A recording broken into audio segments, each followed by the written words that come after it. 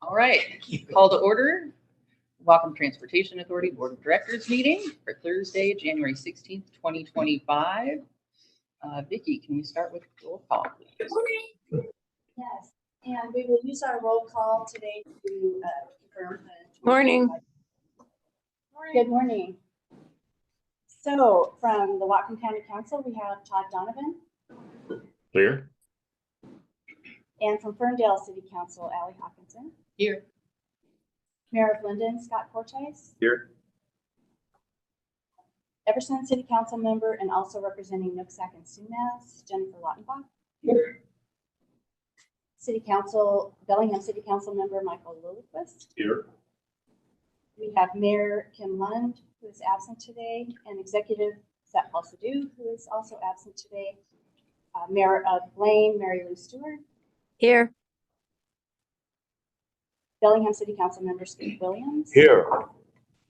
And our non-voting labor representative from the Amalgamated Transit Union, Local 843, Dan Darwin. Here. Settle down, Dan. I love the excitement. Thank you. And then before we go ahead to vote for officers, we need to just inform the board that an upcoming thing this year will be our board composition review. It'll be due in October. It's required every 4 years.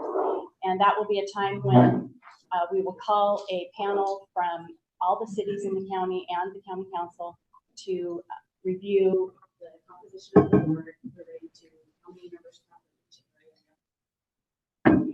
and they will review and vote to change it if they deem it appropriate. Right, thank you. All right, thank you.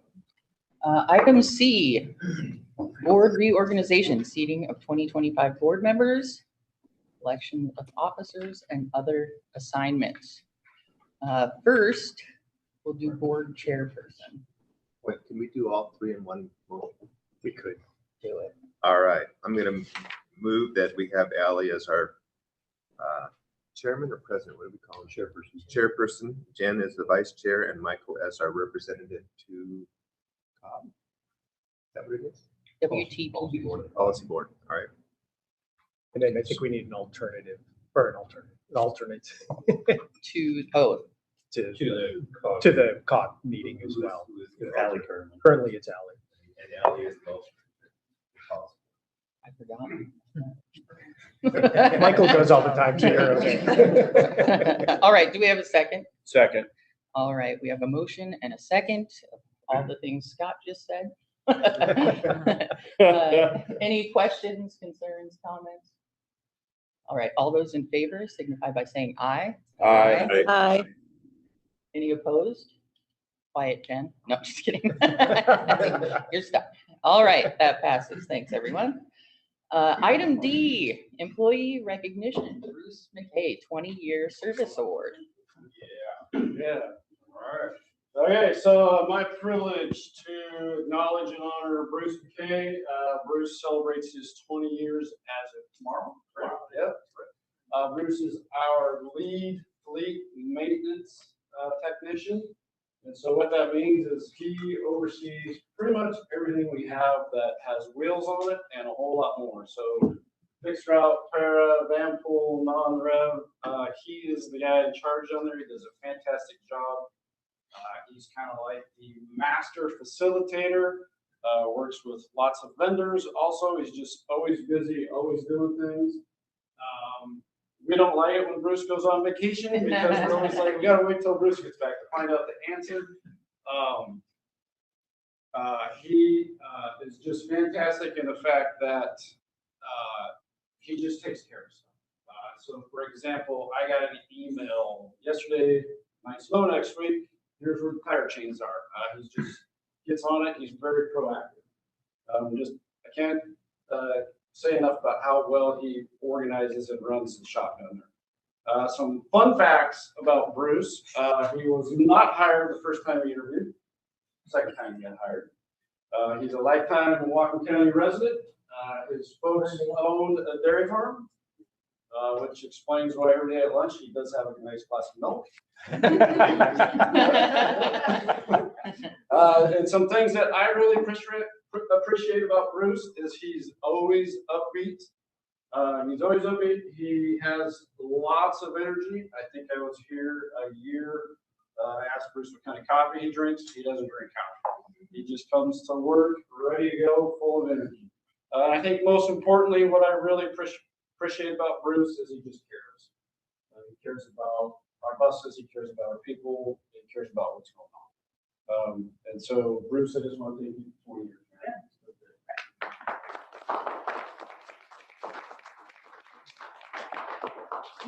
Anything you would like to share?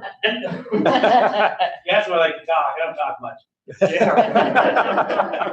No, I just love working here. If you would have told me, 30 years ago that I'd be a 20-year union government transient employee, I would have laughed.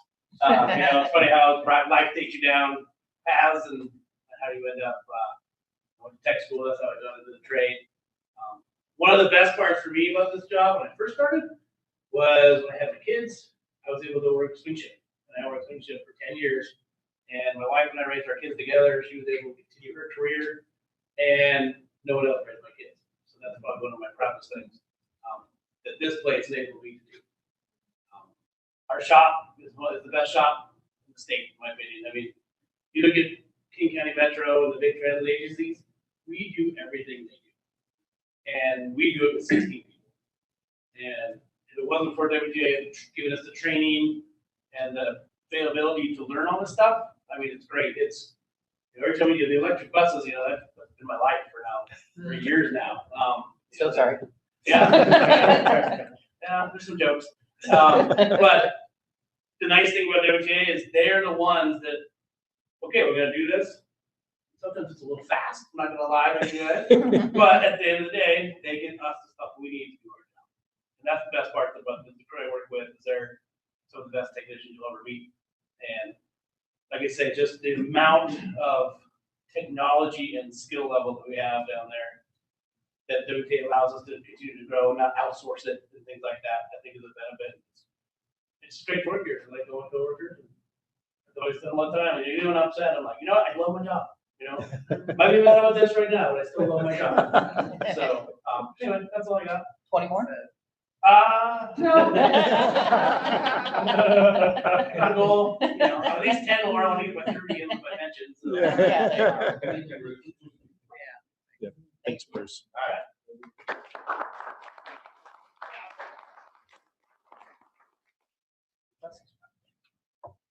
All right, item E, citizen communications.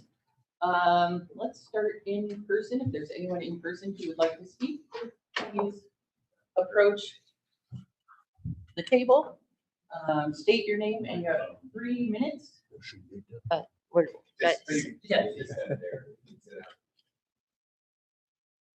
Gosh.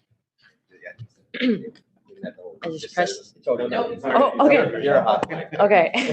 Good. Is it like a timer? No. All right. About 3 minutes. She's time. Yep. My name is Bernice Gore. You might have recognized me. I made public comment this Monday at City Council and then Tuesday at County Council to advocate for a committee, the Justice Project Planning, Oversight and Planning Committee.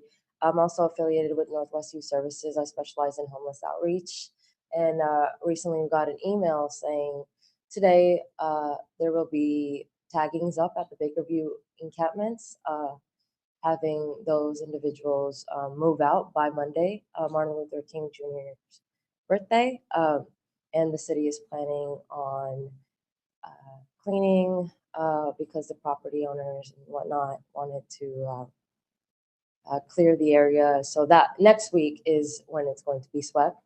And some individuals are moving to nearby woods. And I just wanted to help ease the transportation by requesting if you could provide any outreach team or any community member that is willing to go there and pass them out about 30 or 50 WTA bus passes, each with a month pass.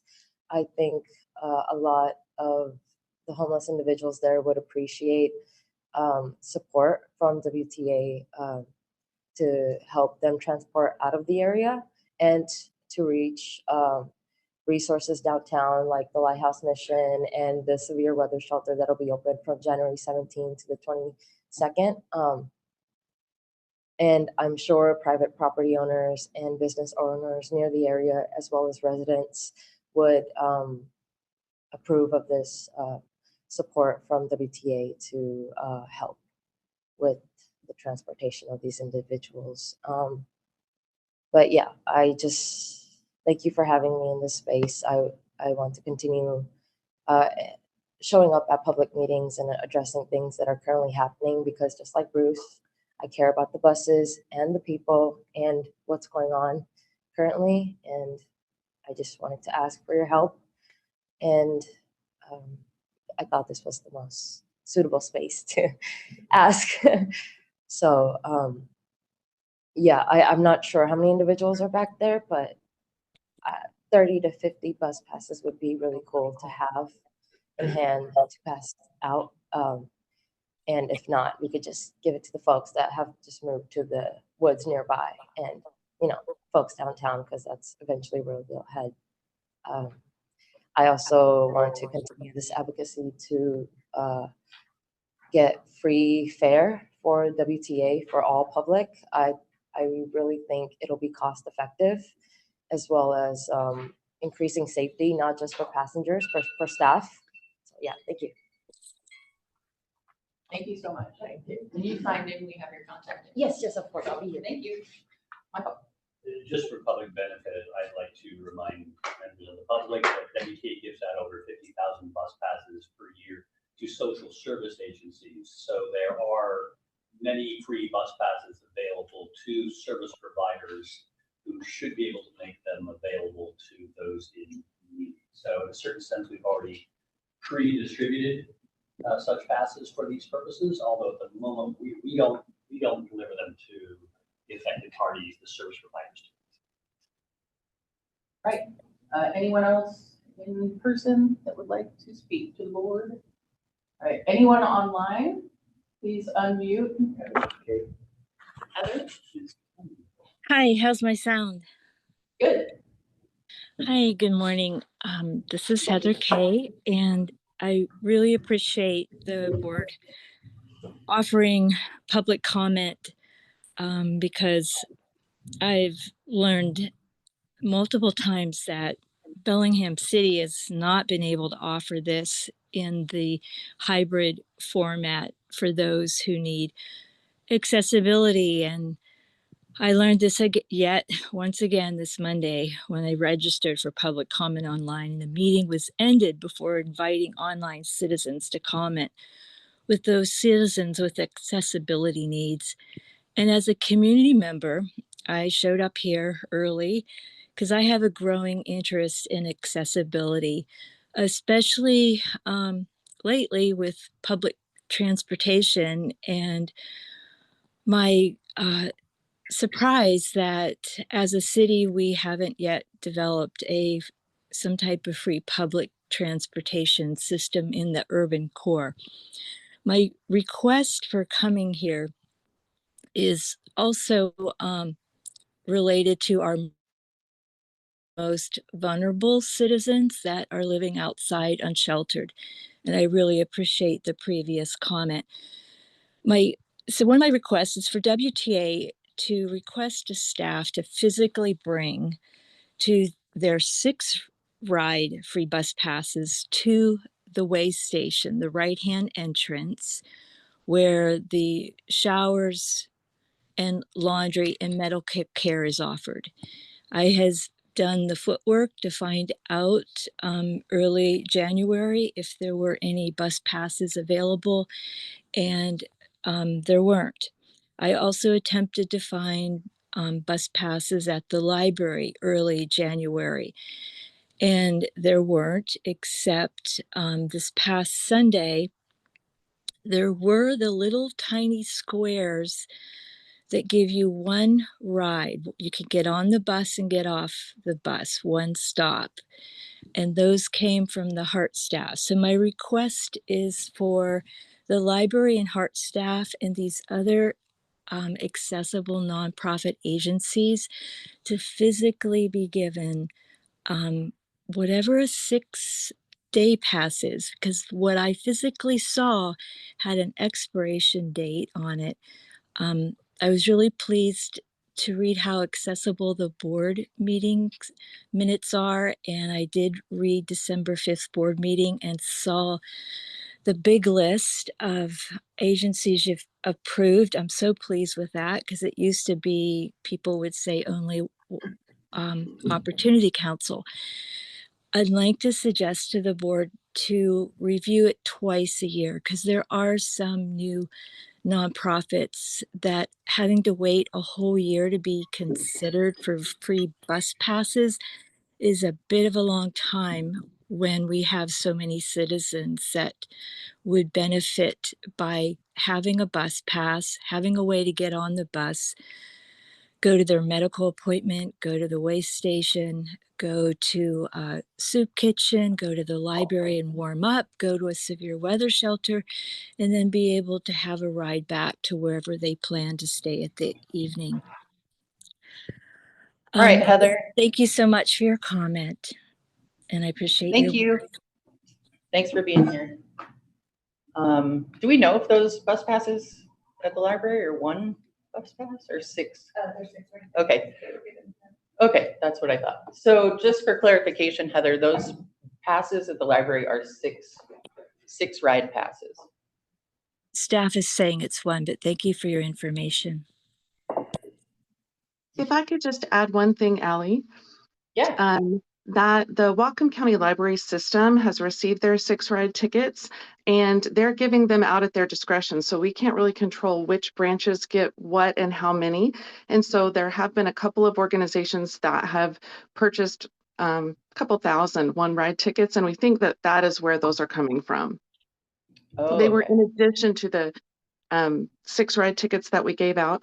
I also wanted to say that there are, we didn't give out all 50,000. We've had 3 agencies apply just since the first of the year. And so we are sparsing out those remaining passes that we have as people apply, so they don't have to wait all the way until next year. Amber and I are working really hard at that, and it's going well. Thank you, Audra. Michael? Thanks. I actually was going to bring it up later, but Whatcom County is benefiting from the philanthropy of the Swinomish tribe in bringing mobile medical units over here on Division Street. And one of the things they've done in other communities is they've tried to arrange transportation, especially early in the morning when people show up for their medically assisted treatment for dealing with addictions. I believe the administration knows about this. And since it's a new organization, they didn't have access to any bus passes that we give out. So I just want to make sure that maybe they're aware of that fact. And if we do have inventory, we could explore the Digualich Wellness Center being one of our partners. I believe we have a staff member who's working. That's good to hear. All right, thank you. Anyone else online who would like to unmute and address the board? Okay, thank you. Item F, board action consent agenda. I'll move approval. Second. All right, we have a motion and a second to approve the consent agenda. Any comments, questions? All right, all in favor of approving the consent agenda, please say aye. Aye. Aye. Any opposed? All right, that passes unanimously. Item G, board reports.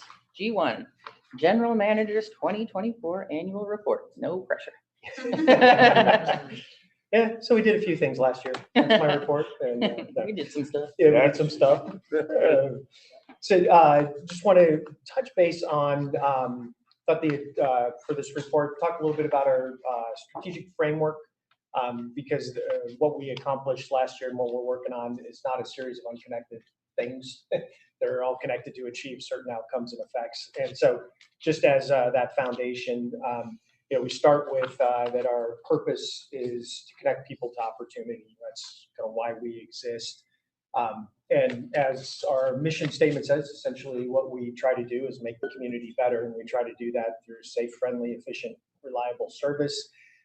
through environmentally and in innovative transportation services and then partnerships.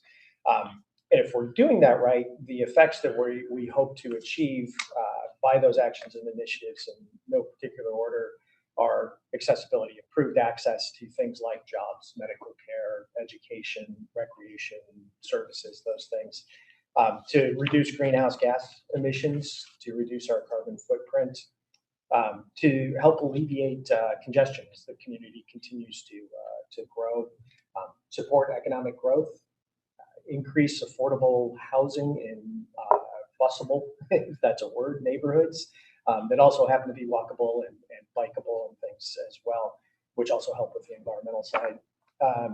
Support, I think one of our biggest ones, supporting people living independently, particularly as somebody who cares for an elderly parent, having that opportunity to live independently is huge. And then internally, working to make sure that we have a culture that is developing for a unity of effort and purpose in everything that we're doing. So that's kind of the framework in a real quick nutshell. But if we're doing that, the effects that we're trying to achieve in making that happen are being done through things like the following initiatives.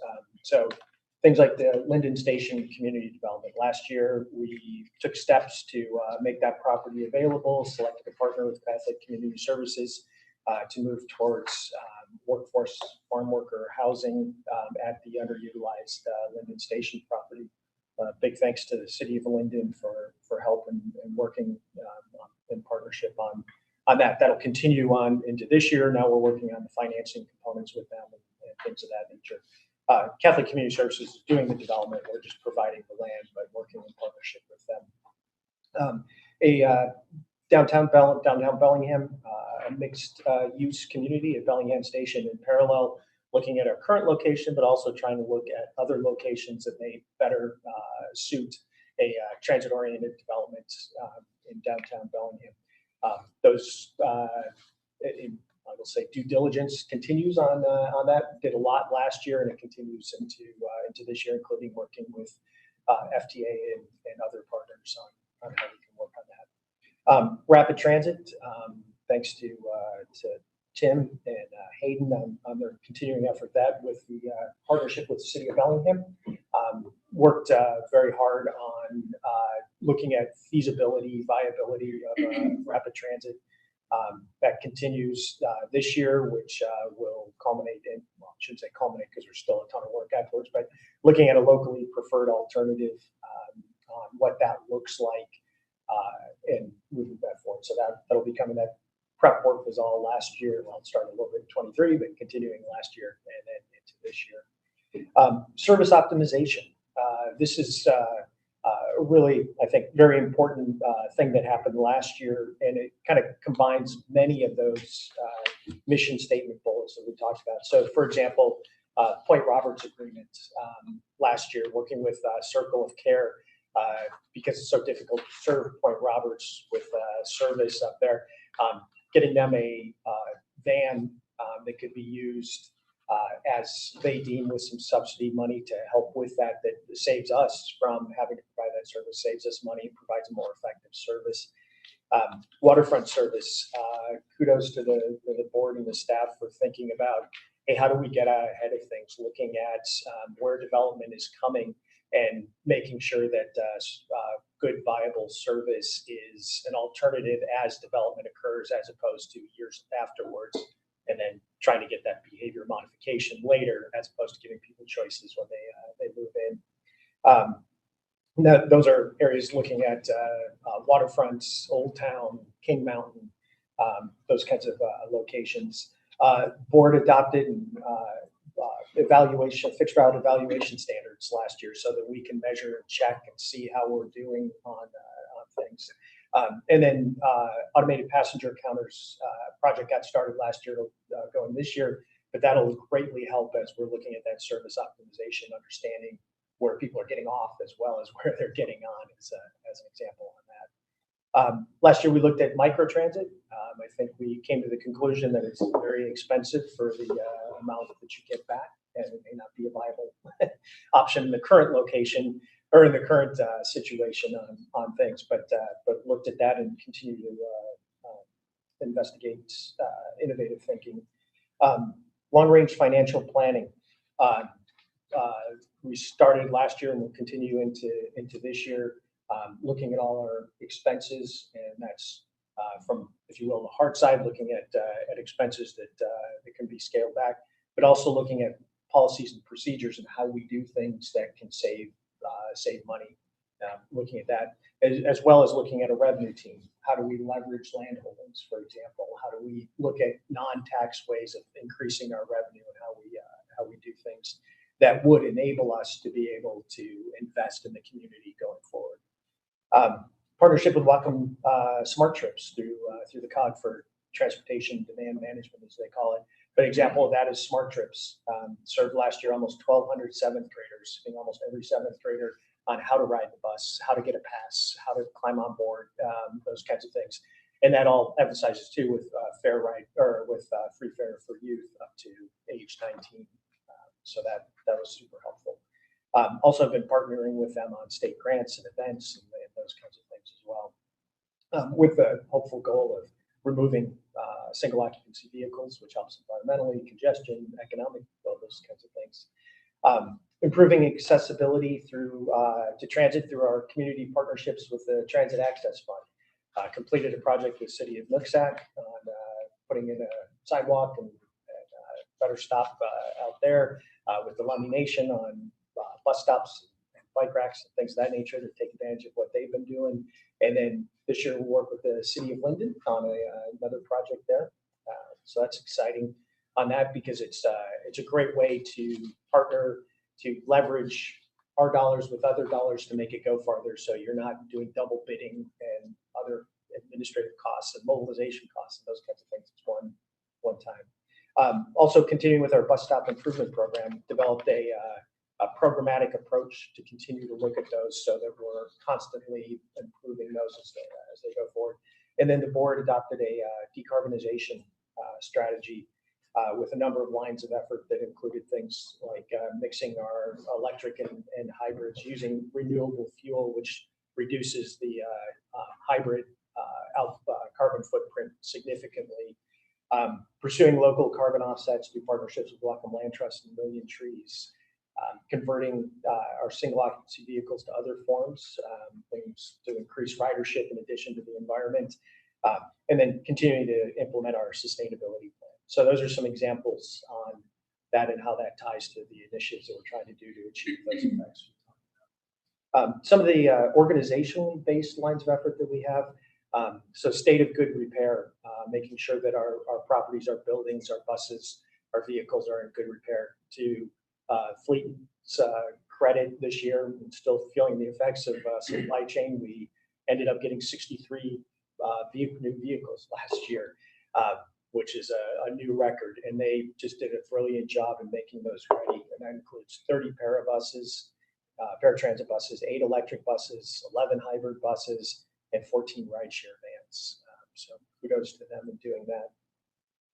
Talked about that internal culture, where we're trying to create a unity of effort and purpose, so that folks and our teammates feel valued and informed and heard and included. So we have a multi-layered way of trying to work through those that include things like all employee forums that we do a few times a year, that also include weekly loopbacks afterwards for any questions that didn't get answered, making sure that happens. In the no sessions to talk about particular topics, all ops meetings, kudos to them. We do a non-represented meeting, I guess once a quarter on that. And then we also try to do tabling, which means sitting down in the team room on a topic where people, as they're coming in and out of work, we can talk to them individually. For those that may not want to talk in a bigger group, it gives an opportunity to do that. So there's a lot of two-way communication.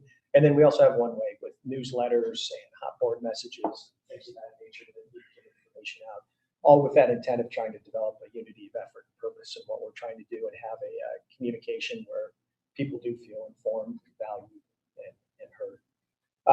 And then partnerships.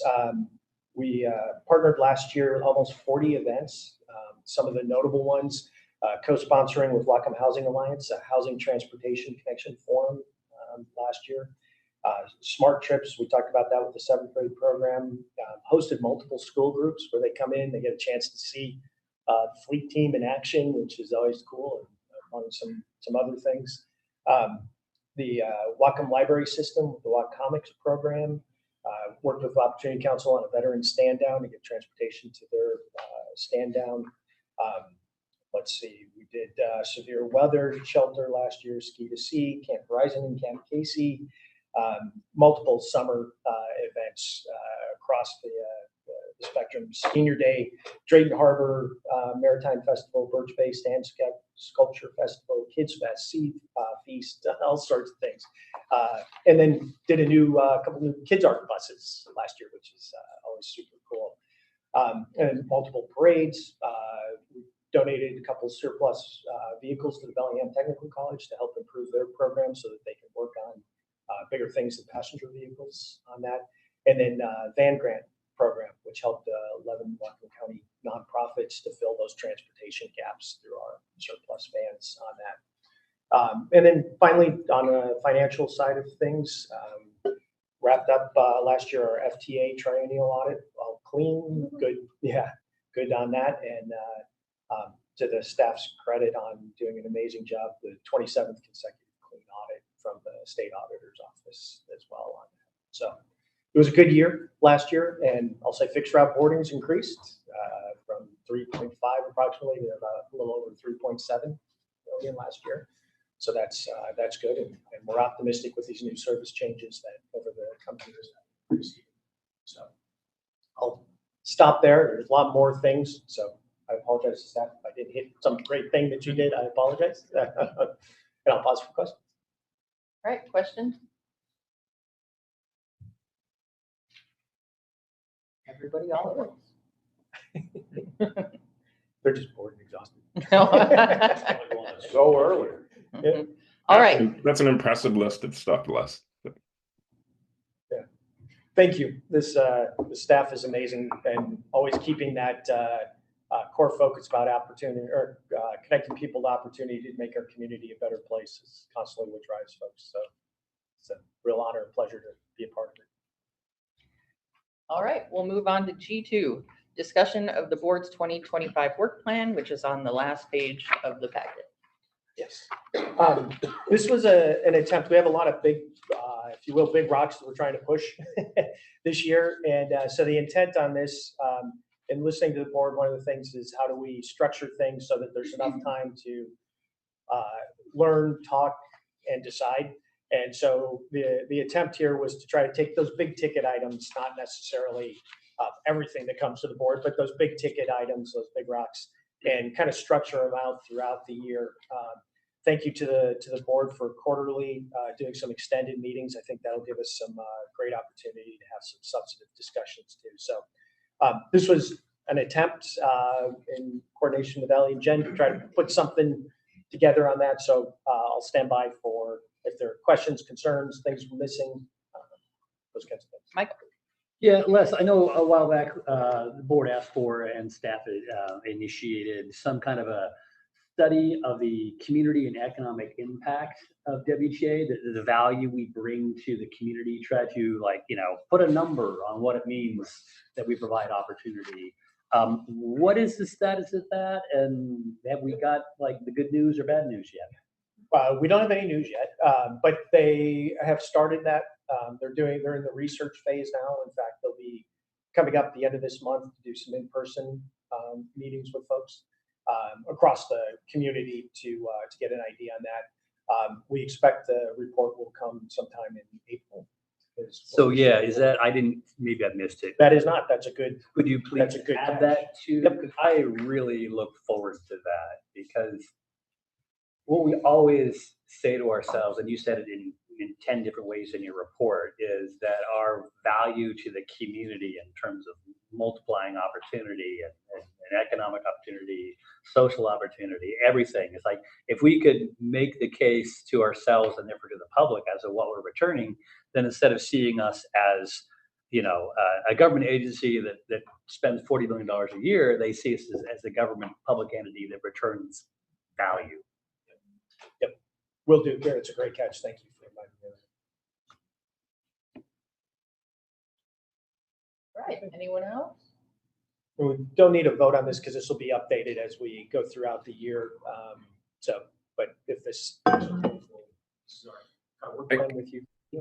I got one thing. It's not on the structure of the work plan, but the phrase that we keep using, bus rapid transit, means, just it's a kind of industry phrase. I'm not a marketing person, but I'm just wondering if this gets rolled out, are we kind of setting up, is that the best way for the public to understand it? Or are we setting up expectations that are going to lead to jokes about an oxymoron? There's no such thing as bus rapid transit. Or is there a better word that more describes how this is going to be without like totally inflating expectations? Just something to think about. I don't have an answer to that. But yeah, just no, that's a great point. Well, as we're working on that, I see Tim nodding that that'll be part of the thing. The term of art, but I think we're that'll adapt and change over time. All right. All right. Thank you all very much, and thanks for taking time to do that. And again, thank you for the quarterly workshops. That'll be super helpful. All right, thank you. Item G3, introduction to service allocation framework. Who's kicking it off? I will get started. Yeah, exactly. We'll give Rochelle a minute to put the slides up. And in that minute, I will just remind you that we originally scheduled this for October and ran out of time. So what we did in October instead was just had a brief conversation, and board members shared their reflections from some of the homework or the video that they watched to prepare for the conversation, which was great to hear those reflections. And then if we could go to the next slide, Rochelle, you also, many of you had questions, and I just wanted to make sure that you know that we have captured these questions. We're not going to talk about them today, but over the course of this 4-part conversation, we will be sure to make sure that those questions do get answered. So just wanted to start with that before Tim actually kicks us off with kind of our problems. Okay, Rochelle, if you can go to the next slide. Just the why of why we're here, right? Talking about this particular topic today. And so I'm hoping to describe, from staff's perspective of why we think we need to address this question of service allocation framework right now. And fundamentally, it's because we don't actually have a policy regarding how we allocate big picture service to the community. So when staff makes its recommendations to the board on service changes, we rely on a couple of existing sources of information. One would be WTA 2040, our long range transit plan. One would be just that what came out of the WTA 2040 was the focus on social equity and access to opportunity. Look at that. We look at our service guidelines, which is basically kind of a reflect back on how well we were doing. Not much guidance on the future, but kind of how we've done things in the past. And then finally, community feedback is pretty key to us making those recommendations. Part of the problem with that is that you might have multiple competing needs. And so as we're looking at limited dollars, it basically is beholden on staff to kind of have some guesswork as far as what we might propose to the board. And there's no sort of overall intentional framework for how we might allocate the service in the future. There's a lot of professional judgment in that. And so what we're going to be doing is this 4-part series of meetings. This is the first of 4 meetings to talk to you about this subject. And what we're going to be seeking from you is direction on these outcomes. How you see, what you see as our preferred allocation framework. We're going to talk about what that really means. Maureen's going to discuss that next.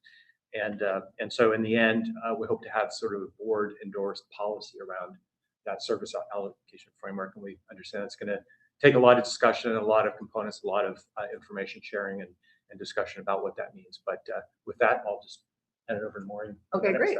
And if we could go to the next slide, Rochelle, thanks a lot. Okay, so the purpose of this morning is really just to set the stage for the conversation. And in doing that, we will provide a little bit of data, but not a ton, because we're sort of staying at a high level.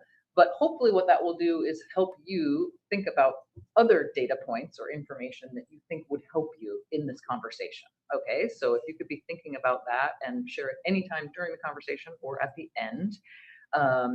But as as Tim said, by July, and we'll show the next steps towards the end too, we will be hoping to get, board consensus on how they would like to see us divide the pie of our resources. And I think it's over to you, Tim. Oh, no, it isn't. It's over to me. Okay, next slide, please, Michelle. All right, so I know it's going back a ways, but I know from our conversation before that many of you watched and digested the video and read the materials that we sent. And you may recall that Jarrett Walker uses these two images to sort of show two extremes of ways that a transit agency could serve an area. And he calls them ridership and coverage. We're calling them ridership versus providing broad access. And essentially, if you look at those two corridors with a lot of dots on them, those represent jobs, dwellings, places people want to go.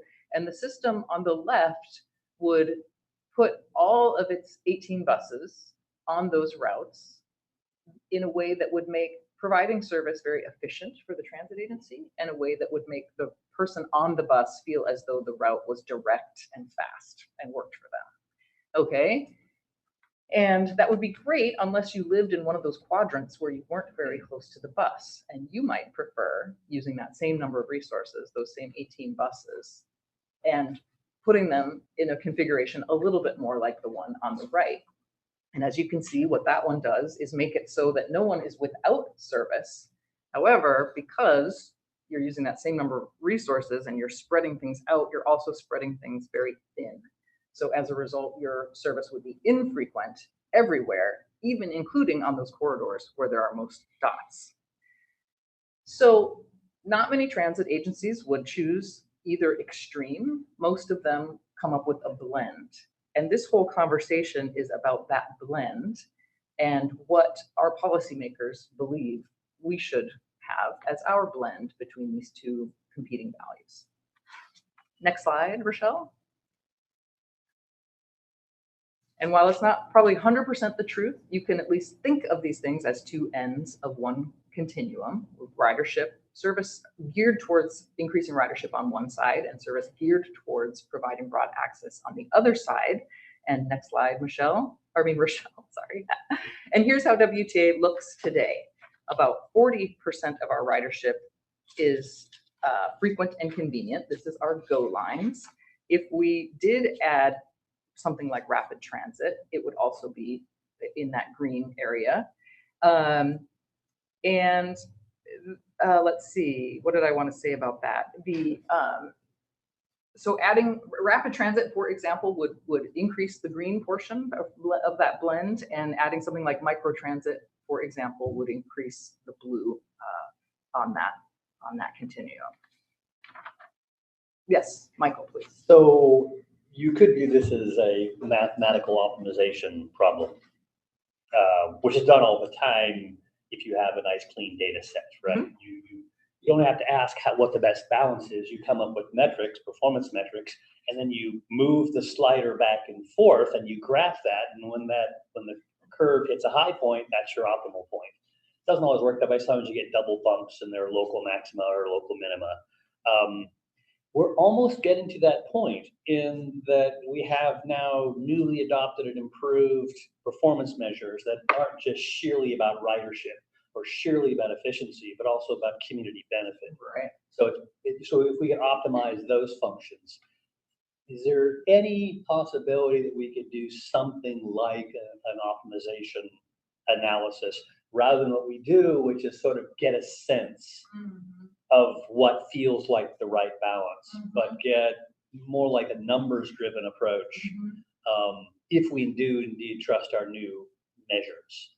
Well, and can I ask, is the reason that you're asking that is because this is, for lack of a better term, just too crude of a way of measuring it? Because different, is that the? I think that we're intuiting the right balance, and we've been intuiting the right balance since the beginning of the agency. Okay. At least beginning my time in the agency. Maybe our intuitions are right. I think our intuitions are right. Okay, right. Right? Are we striking the right balance? Yeah, exactly. Okay. So sometimes we might. I'm going to mention the elephant in the room, the urban versus rural conflict, right? rather than get away from urban versus rural, instead if we're optimizing community benefit, for example, then the slider goes where it goes, not because we're deciding to concentrate on Bellingham or make sure we serve the equity needs in the county, right? We get away from that dialogue and just say, how do we optimize community benefit and maximize the return on the limited resources we have? We try to move into an objective world, and we can only do that if we can operationalize the benefit in a numerical fashion, which I think we're getting close to doing. That was, I think, the point behind the performance measures is to operationalize what we want to do and do it in at least in a semi-quantitative way. And as long as you can get semi-quantitative, now you can start applying analyses tools of the sort I'm talking about. Can we get an expert to talk about this? Because I'm going back to grad school 20 years ago when I talked about this. When if I just did a little additional commentary on this, I think we do have those measures in place with the service guidelines. Right. What it doesn't do though is understand big picture, what's driving those metrics. For example, if we're talking about access to grocery stores, for example, access to opportunity, access to grocery stores, is it sufficient to have everybody has access to grocery store at some point during the day versus is it important for people to have more access, more frequent access to those grocery stores so they have more choices, right? And that's the frequency versus coverage conversation, right? And right now we can measure both of those things, but we don't know what is most important. Maybe both of those things are important, but where and how and for whom, right? And so this helps kind of drive that deeper level conversation about how you measure those things. Well, that's why I say semi-qualitative. So you still have to do a weighting procedure. You still have to decide what's more important. So you may have 10 measures, but are they all equally important? Maybe you decide some things are more important than others. And that's why I call it semi-qualitative, because there's going to be judgments even in the numbers. We would also like that information in graphs. Yeah. Pictures. We're gonna have plenty of pictures for you. All right, on to you, Tim, and Rochelle, if you advance the slide, I'll just pause here for a moment, let you digest the slide.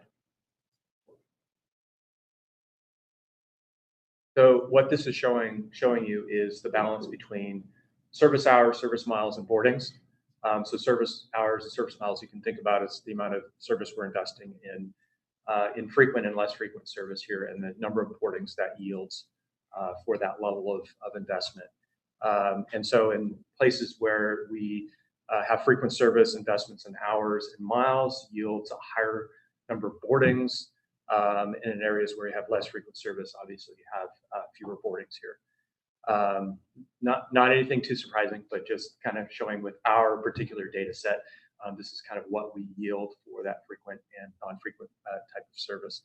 Our approach over the last 15 years has really been mostly towards the broad service access component, and so you can kind of see the ridership hasn't necessarily increased; it's slowly decreased over time. And so that's just a function of how we decided to invest our hours in evening service and weekends and things like that, which is not necessarily a bad thing, but just to reveal kind of what that means in terms of boardings, if that's an important metric for the board. So I just see if there are any quick questions about this. I'm from London. I recognize London is probably, lots of miles, not many boardings. And I guess when I think of the route in town, most people could walk to the bus and get on. But then they got to get to where they want to go as opposed to where the bus goes. So you have a problem. And so I want to increase, I don't like the long line of cars coming to and from Bellingham every day. Mm-hmm. But I need the bus to go where it needs to go in Bellingham to get some of these people to take the jump. And then it has to be fast enough and convenient enough for them to abandon their car. And how do we do that? Or how do we encourage that? Well, I think you're drawing the connection between having access in those more remote areas and then having good service once you get to that area that we recognize that a route from Linden is not going to get to every destination that somebody from Linden is going to. And so what we're talking about here is increasing that frequent service allows you to get to more places once you're at your general destination, not your specific destination. Does that make sense? Yeah, it does. Rochelle, if you could go to the next slide for me, please. And so this next slide, just kind of a visual of pretty obvious thing here that not all areas can produce the same level of ridership. Even if we had frequent service in the area to the right, which happens to be Birch Bay, you're not going to have the same level of ridership. There's just not the density of people that you would have in Happy Valley on the left, where you might conceivably have more ridership and more frequent service. So it's just an obvious thing, but to state the obvious that, we can't expect to have a higher level of investment yield the same level of boardings in the image to the right compared to the image to the left. And next slide, Rochelle, if you would. Another thing I just wanted to highlight from the homework is that oftentimes the people think of ridership and the benefits that service that's geared primarily towards ridership. Some of the primary benefits are its ability to attract people who would otherwise drive. So the board we had a conversation during our decarbonization strategy meeting where the board talked about increasing ridership. And in that case, I think the board was mostly talking about increasing ridership amongst people who would otherwise drive. I want to be sure to make the point that is not the only group of people we care to serve. It's not the most important group we care to serve, but when we are talking about reducing carbon, it is an important group. And so service that is geared towards ridership is primary in achieving that goal, reducing carbon emissions. And it's also the one that would have an impact on congestion as we grow. It has the potential to reduce congestion. And then it's also helps us with our efficiency goal. Your cost per passenger is lower on service that is geared towards increasing ridership. And then obviously, providing broad access is important for equity and making sure that people can get where they need to go, even if they don't live, along those densest corridors. So we won't be asking where we would like the board to see us draw the line until July, but we just thought it would be useful to open it up at this point with what you do know, to hear, your considerations or how you feel about where we are now or where you think we might be going. If you have them. Well, Thanks, yeah. in terms of this, this is like a one-dimensional, not a trade-off, but like, okay, a continuum. There's kind of another continuum that maybe would run up and down. Is like, what's the public expecting, and what do we hear about from people? Like we hear often about people see empty buses and they think this is something wrong with our system. Yeah. So it's like, I think of it as like, what? I'm not in the meeting. Like, put another axis going up, up and down, and what are the political pressures on us for what the public is expecting? For sure. And actually, I think that is a key point, and one of the reasons why we feel like it would be so beneficial to have a rich conversation about what the board values, because one of the ways we would use this service allocation framework is to be able to communicate that, hey, you are going to see buses in certain areas with fewer people on them because we are committed that people in those areas have bus service. And so, it really does help us define and communicate our messaging if we knew that, that we'd had a robust conversation and there was a very deliberate choice in terms of how much of our service we were going to allocate to each of these two goals. So I'm glad you brought that up. Any other thoughts? Okay, I got one. Okay. I got one. Let's put it that way. So, I don't know if it's necessarily like we find a sweet spot on this continuum, or there's just some places like around Western, it's easy to just do, buses are crammed with people, and other places, we would, we expect we're going for ridership there. So I'm having trouble digesting, like, is the board going to be asked to pick a sweet spot on this line, or is it like some places we go for the far end of ridership and some places we're doing broader access? Sure. Well, I don't think what we're looking for necessarily is for the board's sense of where we would provide high ridership. It's more knowing that there is just one pie and that we have these two competing interests. And I also agree with you that this is kind of an oversimplification. We're really only dealing with one thing here. But just what is the right balance between those two? Yeah. I guess I'd say that it's not a hard and fast, like if Correct. we pick something that, oh, we can't make any investment because that would just mess that up. It's one of the other factors that we look at to see, okay, is this investment, what will that do to it? So in my mind, it's a lot about intentionality, going back to that pie thing, that we only have so many resources, and how do we best allocate it to get our best, as Michael said, value and return on investment in a way that makes the community better, and in a way, to Todd's point, that community expectation, we can clearly articulate, this is why we're doing it. Somebody may not agree, but it's an intentional choice because of these factors. I'd say it also ties into some of the things the board has talked about in the past. One is, if you're interested in growing ridership, then you need to think about this deeply. Like, what is it that is going to yield ridership, right? If growing ridership is your goal, then we need to invest in a certain way, right, to make that happen. If that's not as important as getting people to these, having access to certain opportunities in each community, that's a different goal, right? And I think what we're saying is you kind of have to choose between those two. We only have a limited pie to be able to focus and to be able to do that. If you don't make a choice, it means there's a default, right? We will have what we have without that intention, and it'll basically be staff driven. We'll have to choose what we think we're going to respond to the community. But we won't have that intentionality. I think that's kind of the reality of having a default, no decision, no policy, right? It's not necessarily a bad thing, but that's just the outcome that we live with. So, all right, so I'm thinking for Linden again. And we're unique maybe in the fact that we're 17,000 people 10 miles from Bellingham as opposed to Ferndale, which is closer. And we know the hop doesn't work because it costs too much money. How about, a half-hour circulator bus in Linden that continually does a loop? And then, and we used to do it in Blaine with, you could call in and say, well, I wanted your circulator to go off this deviant path to pick me up this next round. Deviate from the normal path. And so we start getting people in Linden to use it to go to the grocery store, go to other medical centers and all that in town. And then say once an hour, there's a bus that shoots into Bellingham, or something like that. Or I guess I would like to know paratransit. I'll call it, what's the utilization rate of paratransit? What percentage of the time are paratransit buses actually moving people? And then is there a way to utilize their sit time to do something like I just said?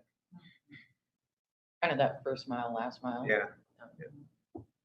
Because I see paratransit buses parked, waiting for the next call, and they probably have to be parked in strategic spots, which are often visible. And in our, I don't know, like Everson, is there a paratransit bus around all the time, or does it come from some other place? You don't know. There's no paratransit service in Everson, that's our bus. So okay. But Linden, no service. Yeah. I've heard about that. Anyway, I'm trying to think outside the box. For sure. Yeah, and in that scenario, then, not to speak to the paratransit, but in terms of fixed route, adding a circulator, that is providing broad coverage access, right? So then your bent would be move that over, invest in that. Well, and hopefully, but it generates ridership. That would, it does, but Because it gets people to the bus. compared to the level ridership you grow with more frequent, not as much, right? Yeah. And I guess when we talk about the service in a town like Linden, we don't need the full-size bus.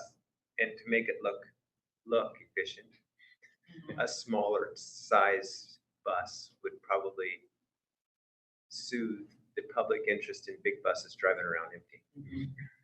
Yeah, I agree with the first mile, last mile. I think it works in Linden. I think it would work in Ferndale. Getting those people who are on this outskirts to the bus, not necessarily point-to-point service, because that's very expensive, as you said. But, those people who might be a mile away from a bus stop and therefore, are getting in a car or having their mom or whoever drive them. But that's where, I guess, Linden is so linear, the way the bus works right now. You're probably within a quarter mile of a bus stop in all of Linden. That's probably an exaggeration, but 80% of the people are within a quarter mile of a bus stop right now. Ally, it seems to me as I'm looking at that picture right there, and a while ago, we were sort of talking about this piece. And if right now what you're saying is our functionality is 40% currently on the ridership side, 60% on the broad access side, is that what I heard you say? And regardless of the specific solutions to Linden or Ferndale or Bellingham or Sumas or what have you, it looks to me like that picture right there, that's the foundation of the service that we're going to provide. That's the framework, right? So whatever that looks like after we're done with this evaluation process of this year, it might not be 40-60, it might be 50-50, it might be flipping the other way. Then from that, it seems to me, that's what's going to guide our decisions for what you need and what you need and what we need from there. But first, I think the first thing we have to tackle is what kind of a transit committee is this going to be? Because what I heard before in the last time we sort of talked about one thing, our past was kind of like, we want to get more ridership. I see buses out there going to wherever that are empty. So how do we get more people on the bus? Well, that might not be the solution for that area. But that being said, that there has to be a solid foundation for driving those decisions on the implementation side. And that's what you're talking about, right? That's it. So our first step is not specific solutions, it's dealing with those two competing philosophies. Well said. And it's not one's good, one's bad. Absolutely. That's No, right. no, Those no, are super important. No, I'm not saying one's good and what's Yeah, bad. no, you weren't. They're two different philosophical or organizational philosophies. And I don't think there's any organization that could say we're just this or just that. That's exactly it. Yeah. Great. So at this juncture, to me, that's the driving thing first. And then everything falls from that. Nice pun, it's driving too. We always do that. Yeah. Okay, well, we are at 9:03. Rochelle, next slide. And just really quickly, so you have an idea of how this will look. We have our first conversation today. We hope to spend a good bit of time on this in March. And since we didn't have a ton of time to get requests for other data or information, please feel free to shoot those our way anyway. And then one board discussion in June, and hopefully board consensus on a service policy framework.